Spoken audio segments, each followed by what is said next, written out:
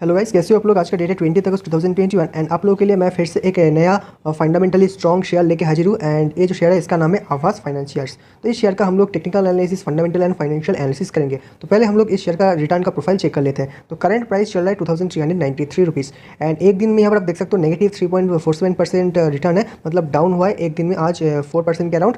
5 दिन का रिटर्न देखिए negative 8.44%। And by the way ये जो फॉल हो रहा है इसका रीज़न जो है, इस कंपनी का जो प्रोमोटर्स है वो उन लोगों ने जो छोटा मोटा बहुत ही छोटा अमाउंट में उस शेयर को जो सिंगापुर का एक कॉर्पोरेशन को, सिंगापुर का एक बैंक को सेल किया है। तो इसीलिए यहाँ पर आपको फॉल दिखाई दे रहा है। कोई इससे अलावा मतलब फंडामेंटली कोई प्रॉब्लम इस शेयर में दिखाई नहीं पड़ रहा है। तो उसके बाद हम लोग एक महीने का जो है रिटर्न देंगे नेगेटिव 12.3%। 6 महीने का रिटर्न है 6.72%। ईयर टू डेट का रिटर्न है 39%। एक साल का रिटर्न है 65.85%। 5 साल का रिटर्न है 206%। एंड बाय द वे 5 साल का रिटर्न नहीं है, ये मार्केट में आया था 2018 का अक्टूबर महीने में। तो 3-4 साल हुआ है। तो 3 साल में ये जो शेयर है 206% रिटर्न दिया है, which is very good in my opinion. And ये शेयर का जो मूवमेंट देखिए, चार्ट का मूवमेंट भी ऊपर की तरफ है। एंड मैं जब फाइनेंशियल एनालिसिस करूँगा वहाँ पर भी आपको दिखाऊंगा कि भाई इसका जो नेट प्रॉफिट एंड इसका जो रेवेन्यू, ईपीएस, सब कुछ का जो ग्राफ है वो ऊपर की तरफ ही है। तो ये जो मूवमेंट है चार्ट में, ये उसका फाइनेंशियल को जो जस्टिफाइड है, ठीक है, मूवमेंट जस्टिफाइड है। तो चलिए फाइनेंशियल हम लोग बाद में देखेंगे, पहले हम लोग इसका जो है टेक्निकल चार्ट की तरफ मैं आपको लेके जाऊँगा। तो मैं आपको लेके आई हूँ आवास फाइनेंशियर्स का 1 वीक का टाइम फ्रेम का चार्ट में। तो 1 वीक का टाइम फ्रेम में यहाँ पर आप क्लियर कर देख सकते हो, ये जो मूवमेंट है ऊपर की तरफ ही है, कुछ ज़्यादा करेक्शन यहाँ कहीं भी आपको मंथली टाइम फ्रेम में नहीं दिखने के लिए मिलेगा। तो यहाँ पर जो ये आपको फॉल दिखाई दे रहा है, ये जस्ट बिकॉज ऑफ कोरोना हुआ था, मतलब कोरोना की वजह से ये फॉल हुआ था। उसके बाद देखिए कोरोना जब मार्केट में ये लो लगाने के बाद भी ये अच्छा खासा ऊपर की तरफ रिकवरी कर गया, ठीक है। एंड फिलहाल की सिचुएशन में आपको यहाँ पर फिर से प्रॉफिट बुकिंग का सिनेरियो नजर आ रहा है। देखिए यहाँ पर हाई लगाने के बाद फिर से एक पूरा करेक्शन मोड में ये चला गया है। एंड मेरा जो हिसाब है, ये मार्केट अराउंड दिस पॉइंट आएगा, फिर से ये ऊपर की तरफ जाना चालू होगा, ठीक है। एंड ये अगर आप यहाँ पर आप वॉल्यूम देखेंगे तो ये जो वॉल्यूम क्रिएट हुआ है वो बहुत ह्यूज अमाउंट में सेलिंग हुआ है। इवन यहाँ पर जो सेलिंग हुआ था उसके हिसाब से भी बहुत ज़्यादा वॉल्यूम में यहाँ पर आपको सेलिंग होते हुए दिखाई दे रहा है। जो मैंने बोला कि इसका जो प्रोमोटर लोग जो है उसका नाम है शायद लेक समथिंग, तो उन लोगों ने शेयर को सेल किया है जो भी। उसके बाद हम लोग वीकली टाइम फ्रेम में जाएंगे। वीकली टाइम फ्रेम में आपको देख सकते हो कि इसका चार्ट का मूवमेंट यूजुअल ऊपर की तरफ ही रहता है। एंड ये जो येलो लाइन है इसको सपोर्ट लेके ऊपर जाता है। जब भी करेक्शन होता है तो इसके आसपास आने की कोशिश करता है। तो यहाँ पर देख सकते हो कि ये जो कैंडल क्रिएट हुआ है ह्यूज वॉल्यूम के साथ क्रिएट हुआ है। एंड अराउंड इस जगह पे आपको एक रेजिस्टेंस पॉइंट भी सॉरी सपोर्ट जोन भी यहाँ पर आपको दिखाई देगा, बिकॉज इस जगह पे जो है अच्छा खासा सपोर्ट लिया था इस जगह पे, ठीक है। इस सपोर्ट को रेजिस्टेंस को ब्रेक करने के बाद ऊपर गया एंड वही पॉइंट ये सपोर्ट बन चुका है, ठीक है। तो यहाँ पर हम लोग इसका जो एक दिन टाइम फ्रेम का चार्ट में आएंगे तो यहाँ पर आपको क्लियर कट जो क्या कहते हैं वीकनेस चार्ट में दिखाई दे रहा है। तो ये एक अच्छी चीज़ है, नया एक्यूमुलेशन करने का एक नया जो एक्यूमुलेशन कर सकते हो। जब भी मार्केट में क्रैश आता है अच्छा शेयर में आपको एक्यूमुलेशन करना चाहिए, ना कि पैनिक। यहाँ पर तो बिल्कुल भी नहीं खरीदना चाहिए, बिकॉज RSI भी वहाँ पर हाई हो गया था। तो चलिए RSI भी मैं आपको दिखा दूंगा।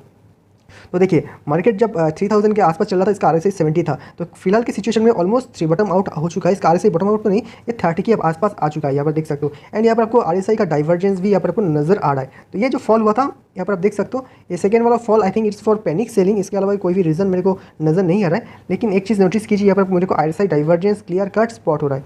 तो RSI डाइवर्जेंस मैं आपको दिखा दूंगा। यहाँ पर आप देख सकते हो कि एक सेकेंड, यहाँ पर जो चार्ट का मूवमेंट है वो नीचे की तरफ है, बट RSI का मूवमेंट अगर आप ध्यान देंगे, ये जो RSI का मूवमेंट है इसको मैं हटा दूंगा। RSI का जो मूवमेंट है वो ऊपर की तरफ है। यहाँ पर आपको RSI डाइवर्जेंस स्पॉट हो रहा है। मैं भी ऐसे ऐसे कुछ करेगा, देन ये ऊपर की तरफ जाएगा RSI। एंड उसी के साथ इसका चार्ट में भी इसका जो प्राइस है वो भी ऊपर की तरफ जाना चाहिए। तो अगर आप इन्वेस्ट करने के बारे में सोच रहे हो तो SIP कर सकते हो इस जगह पे। बट ये जो है I think it's a very ये जो जोन है अच्छा एक्यूमुलेशन के लिए long term like 5 to 10 years accumulation करने के लिए अच्छा टाइम, अच्छा जो प्राइस हो सकता है। ये 2399 रुपीज़, 2400 के आसपास जो प्राइस है, ठीक है। तो चार्ट में आपको दिखा दिया कि ये अच्छा खासा लेने लायक पोजीशन में है। मे भी मार्केट में और भी करेक्शन हो, लेकिन इस जगह से या फिर कहीं पर से एक बाउंस बैक आएगा मार्केट में। जब भी ओवरऑल मार्केट में मूवमेंट अच्छा खासा चालू हो जाएगा, ठीक है। निफ्टी, बैंक निफ्टी तो डाउन है आपको पता है, इसीलिए इसमें भी आपको फॉल दिखाई दे रहा होगा। इनफैक्ट सभी स्टॉक में अच्छा खासा स्टॉक में फॉल दिखाई दे रहा होगा आपको। तो इसी के साथ ये भी फॉल हो रहा है, लेकिन आपको एक्यूमुलेशन करना है, ना कि पैनिक करना है। तो चलिए फटाफट मैं आपको इसका फाइनेंशियल एनालिसिस करके दिखाऊंगा। इसके लिए मैं आपको screener.in में लेके जाऊँगा। तो मैं आपको लेके आया हूँ screener.in पे। तो इस जगह पे हम लोग आवास फाइनेंशियर्स लिमिटेड इस शेयर का फाइनेंशियल एनालिसिस करेंगे। तो ये आप देख सकते हो कि Aavas financial limited is known as AU housing finance. तो ये बेसिकली हाउसिंग फाइनेंस जो फील्ड है वहाँ पर कामकाज करता है। हाउसिंग लोन फाइनेंस कराता है, हाउसिंग बनाना जो चाहता है उसके उन लोगों को लोन वगैरह प्रोवाइड करता है, just like HDFC, LIC housing finance and etcetera. तो यहाँ पर आप देख सकते हो इसका PR कंपनी में यहाँ पर आपको HDFC मिलेगा। ये तो मैमोथ है, बहुत लार्ज कैप कंपनी है, देख सकते हो 4 लाख 5 लाख करोड़ का मार्केट कैप है। बट आवास का मार्केट कैप है सिर्फ 20,000 1000 करोड़। तो ये मिड कैप अभी भी नहीं बना हुआ है। यहाँ पर आप देख सकते हो LIC हाउसिंग फाइनेंस के आसपास इसका मार्केट कैप चल रहा है। तो ये एक मिड कैप ही आप इसको पकड़ सकते हो। तो अगर आपको सेफ्टी चाहिए, ठीक है, अगर आपको ब्लू चिप चाहिए तो आप HDFC के साथ जा सकते हो। बट आपको अगर इमर्जिंग कंपनी जिसका मार्केट कैप अभी भी उतना ज़्यादा ग्रो नहीं हुआ है, ठीक है, मिड कैप है, अगर आप उस तरह का कंपनी चाहते हो तो यू कैन गो विथ आवास। जो भी हो, हम लोग जो इसका जो बेसिक इन्फॉर्मेशन है वो हम लोग चेक कर लेते हैं। तो इसका मार्केट कैप है 19,464, मिड कैप कंपनी है। इसका प्राइस है 2,479। तो इसका पी देखिए 65 है पी, इंडस्ट्री का पी है 22। इंडस्ट्री का पी से अच्छा खासा वैल्यूएशन में ये कंपनी ट्रेड हो रहा है, 3 टाइम्स वैल्यूएशन में ट्रेड हो रहा है, ठीक है। तो ये चीज़ आपको ध्यान देना पड़ेगा। लेकिन जैसे मैंने आपको बताया कि इसका जो स्टॉक का जो मूवमेंट है वो आपको यूजुअली ऊपर की तरफ ही मिलता है। ये 3 साल में कभी भी कुछ ज़्यादा करेक्शन नहीं हुआ है, बट उस टाइम में भी इसका पी हाई ही था। तो ये चीज़ आपको ध्यान देना है कि इसका पी हाई होने के बावजूद भी ये क्वालिटी कंपनी है।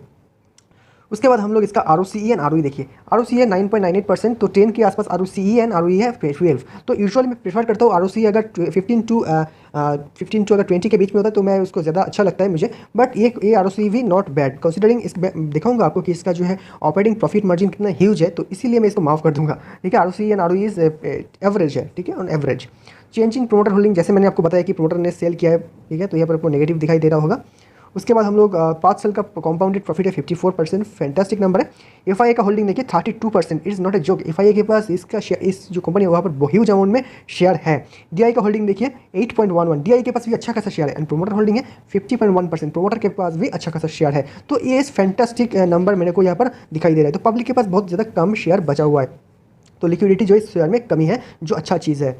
उसके बाद हम लोग इसका बुक वैल्यू देखिए, बुक वैल्यू है 306, जहाँ पर करंट प्राइस है 2479। तो बुक वैल्यू से ह्यूज वैल्यूएशन में ट्रेड हो रहा है, ये चीज़ आपको ध्यान देना है। देखिए price to book value is 8.11। Although कुछ ऐसा कंपनी है जिसका बुक वैल्यू 25 टाइम्स है, उस तरह का भी बुक वैल्यू नहीं है, लेकिन इस बुक वैल्यू में 8 तो मैं काफ़ी हाई मानूंगा इस बुक वैल्यू को। Debt to equity is quite high, but ये कंपनी डेट में ही कामकाज करता है, ठीक है, तो डेट ही देता है ये लोग। तो बेसिकली डेट टू इक्विटी देखना बेवकूफ़ी का काम होगा, स्पेशली NBFC या फिर फाइनेंशियल सेक्टर में, तो ये सब चीज़ को आप अवॉइड कर सकते हो। तो return on 1 year 80% is very good number. PG ratio is 1.19। तो यूजुअली मैं प्रीफर करता हूँ PG रेशियो अगर 1 से नीचे होता है तो एनालिस्ट लोग जो कहते हैं कि भाई मार्केट ये जो शेयर है ग्रो होने का चांस है, लेकिन PG रेशियो 1.19 एक से तो ज़्यादा है, लेकिन उतना भी ज़्यादा नहीं है, ठीक है। तो PG ratio I think it is a very good enough. उसके बाद ये शेयर डिविडेंड नहीं देता है, ये चीज़ आपको ध्यान देना है कि तो अगर आपको डिविडेंड के लिए शेयर खरीदना है तो आप भूल जाइए, ये शेयर आपके लिए नहीं है। तो फेस वैल्यू है यहाँ पर आप देख सकते हो 10 है इसका फेस वैल्यू, तो ये अभी भी स्प्लिट वगैरह नहीं हुआ है। 5 साल का sales growth is fantastic 42%, it is very good number. Intrinsic value है 998, तो इंट्रिंसिक वैल्यू से 2.5 गुना वैल्यूएशन में ट्रेड हो रहा है। तो ह्यूज वैल्यूएशन में ट्रेड नहीं हो रहा है, but at the same time बहुत कम वैल्यूएशन में भी ये ट्रेड नहीं हो रहा है, तो ठीक ठाक I think it's a fair valuation. तो चलिए फटाफट हम लोग इसका जो है ओवरऑल चार्ट देख लेते हैं। तो मैक्सिमम चार्ट में अगर आप जाएंगे तो यहाँ पर आपको दिखाई दे रहा होगा कि भाई इसका जो चार्ट का मूवमेंट है वो कंटिन्यूअसली ऊपर की तरफ ही है, यानी एक अच्छा जो नंबर मेरे को दिखाई, अच्छा जो ग्राफ मेरे को दिखाई दे रहा है। तो पी रेशियो का ग्राफ देख लेते हैं। यहाँ पर आप क्लियर कट देख सकते हो EPS जो है यहाँ पर कंसिस्टेंटली ग्रो हो रहा है। ऑल्दो इस जगह पे जो EPS थोड़ा मतलब स्टैग्नेंट हो गया था, जो भी इसका EPS जो है कंसिस्टेंटली ऊपर की तरफ जा रहा है, लेकिन एट द सेम टाइम इसका पी में डिक्लाइन दिखाई दे रहा है। तो ये अभी भी I think it's a very good, ये जो शेयर है अच्छा प्राइस में ये ट्रेड हो रहा है, ठीक है। पी भी नीचे की तरफ आ रहा है, बट EPS ग्रो हो रहा है, ये अच्छा सिग्नल है, ठीक है। तो यूजुअली देखिए जब भी पी बहुत बिलो हो जाता है ना, तो ये शेयर ऊपर की तरफ जाने की कोशिश करता है, EPS का जो ग्राफ है उसको चढ़ा के और भी ज़्यादा ऊपर जाने की कोशिश करता है। तो आई थिंक अगर इस तरह का रिजल्ट ये मेंटेन रहेगा, रिजल्ट में कुछ टाइम में दिखाऊंगा, तो ये और भी ज़्यादा ऊपर की तरफ ग्रो हो सकता है। तो अभी भी मैं आई थिंक इस शेयर जो है लेने लायक पोजीशन में है। तो उसके बाद हम लोग सेल्स एंड मार्जिन देख लेते हैं। देखिए सेल्स एंड मार्जिन तो कंटिन्यूअसली इसका सेल्स ग्रो हो रहा है, मार्जिन भी एक ही जगह पे है, ठीक ठाक नंबर। ये जो ऑपरेटिंग प्रॉफिट मार्जिन है वो कंसिस्टेंट है। ऑपरेटिंग प्रॉफिट मार्जिन 73 से 75 में वेरी करता है, which is extremely good number, ठीक है, amazing number operating profit margin, ठीक है। ये शेयर जो 100% का चीज़ सेल करता है एंड 75 रुपीज़ का प्रॉफिट कमाता है। सोच सकते हो 25 रुपये का शेयर, 25 रुपये का कोई भी चीज़ खरीद के आप 100 रुपये में सेल कर लो, सेम चीज़ है, ठीक है। तो operating profit margin is huge. उसके बाद हम लोग इसका जो है और भी बाकी चीज़ देख लेते हैं। तो ओवरऑल ये जो नंबर है मेरे को बहुत ही फैंटास्टिक नंबर दिखाई दे रहा है। तो उसके बाद हम लोग इसका प्रोस कॉन्स देख लेते हैं। यहाँ पर देख सकते हो company has delivered good profit growth of 55% CAGR। तो ये प्रोज एंड कॉन्स यहाँ पर भर किया, लेकिन कॉन्स को भी आपको देखना चाहिए कि क्या क्या कॉन्स है। देखिए कॉन्स मैंने आपको बताया कि बुक वैल्यू से काफ़ी हायर वैल्यूएशन में ट्रेड हो रहा है, कंपनी डिविडेंड नहीं दे रहा है, company has low interest coverage ratio, उसके बाद लो ROE, ठीक है। तो इस तरह का चीज़ आपको कॉन में दिखाई दे रहा होगा। तो आपको डिसीजन लेना है कि भाई ये सब चीज़ होने के बावजूद भी आपको शेयर लेना है कि नहीं। तो भाई तो मेरे पास ये शेयर नहीं है एंड मैं जो है इस शेयर को खरीदने की मतलब खरीदने के बारे में सोच रहा हूँ, ठीक है, बिकॉज इसका फंडामेंटल फैंटास्टिक है। तो ये सब चीज़ को अगर आप अच्छा शेयर में ये सब चीज़ को आप इग्नोर कर सकते हो, क्योंकि अब मैं आपको जो चीज़ दिखाऊंगा वो सब देख के आप ये सब कॉन्स भूल जाओगे। तो अब मैं आपको इसका जो है ईयरली रिजल्ट शो करूंगा। देखिए 2013 में 13 से 2020 से डेटा अवेलेबल है। ये देखिए 2013 में इसका सेल्स तो 18 crore, then 191 crore, then 305 crore, then 494 crore, then देखिए यहाँ पर से कंटिन्यूसली ग्रो हो रहा था। 18 से 3 साल में 300 हो गया, it is not a joke. उसके बाद 18 में स्लाइटली गिरावट हुआ, बिकॉज आपको पता है कि 18 में कुछ फाइनेंशियल प्रॉब्लम आया था ओवरऑल इंडिया में।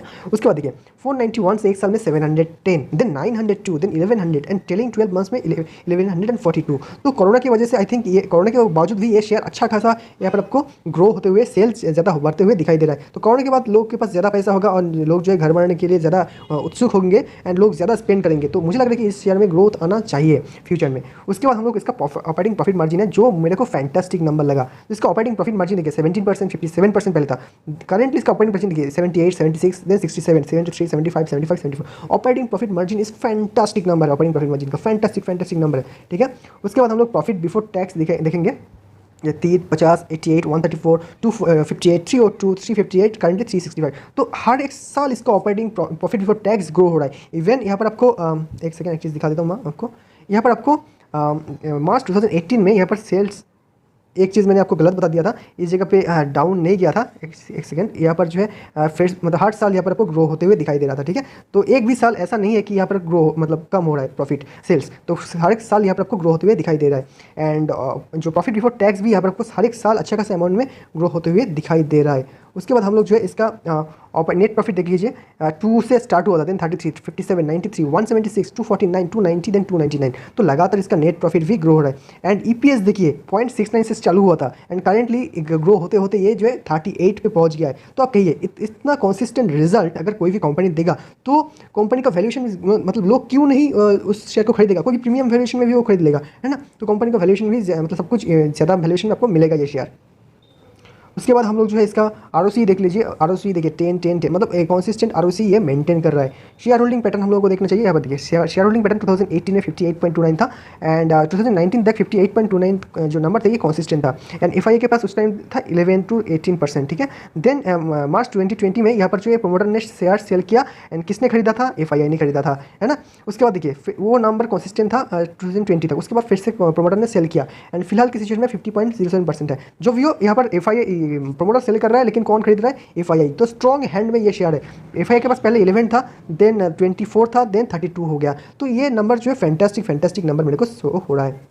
DI के पास भी अच्छा खासा शेयर है, ऑल्दो DI जो है ये शेयर को मतलब लगातार सेल किए जा रहे हैं। पहले था 19, then 13, then currently 8। But problem ये कि पब्लिक की प्रॉब्लम नहीं, अच्छा चीज़ ये कि पब्लिक के पास जो है नंबर मतलब ये जो शेयर है बहुत कम अमाउंट में ही है। 10.47 था पहले 2018 में, बाद में इस यहाँ पर जो है ऑलमोस्ट 9.44 हुआ, देन स्लाइटली इंक्रीज होकर यहाँ पर 9.69 हुआ। तो पब्लिक के पास जो कॉन्स्टेंट नंबर यहाँ पर आपको दिखाई दे रहा है, ठीक है। तो यहाँ पर जो बाय द वे यहाँ पर जो प्रोमोटर ने कुछ अमाउंट सेल किया है, तो आपको शायद नेक्स्ट महीने भी आपको यहाँ पर 50 से आई थिंक 48 या फिर 47 जो भी हो नंबर आपको यहाँ पर शो होगा, ठीक है। तो ये आपको घबराने की ज़रूरत नहीं है। तो ओवरऑल ये जो शेयर, ये जो नंबर मेरे को दिखाई दे रहा है वो फैंटास्टिक नंबर है। एंड अगर आप लॉन्ग टर्म के लिए सोचेंगे कि भाई ये शेयर को मैं लॉन्ग टर्म के लिए होल्ड करूँगा, तो you can go with it. So that's it. अगर आपको वीडियो पसंद है तो वीडियो को लाइक कीजिए एंड इस तरह का वीडियो के लिए इस चैनल को सब्सक्राइब कर सकते हो। एंड बाय द वे मैं इसको रेटिंग दूंगा, इस शेयर को जो है मैं आई थिंक इसको मैं रेटिंग दूंगा 8.5 आउट ऑफ 10, ठीक है। 8.5 आउट ऑफ 10 दूंगा इसका financial rating, fundamental rating. And इसका जो है चार्ट का रेटिंग दूंगा 10 आउट ऑफ 10। तो बाकी आपको डिसाइड करना है कि आपको ये शेयर खरीदना है या नहीं। तो 8.5 क्यों दिया, 2 नंबर मतलब 2 नंबर कहा मैंने डाउन किया, वहाँ पर आप देख सकते हो ROC and ROE is not very good. And second जो चीज़ है, यहाँ पर आपको सब कुछ महंगा मिल रहा है, जैसे कि इसका यहाँ पर आपको बुक वैल्यू से काफ़ी ह्यूज वैल्यूएशन में ट्रेड हो रहा है, ठीक है। उसके बाद जो है इसका इंडस्ट्री का पीस है 3 गुना वैल्यूएशन में ट्रेड हो रहा है। इसी की वजह से मैं इसको जो है 2-3 नंबर इसमें से माइनस किया। अदरवाइज ये शेयर फैंटास्टिक है, अगर आप लेना चाहते हो तो you can go with it for long term. And by the way मैं कोई फाइनेंशियल एडवाइजर नहीं हूँ, सेबी रजिस्टर्ड नहीं हूँ, तो आपका जो बाई या फिर सेल रिकमेंडेशन आप खुद करना या फिर आपका फाइनेंशियल एडवाइजर से करना। So that's it, thanks for watching guys, have a great day.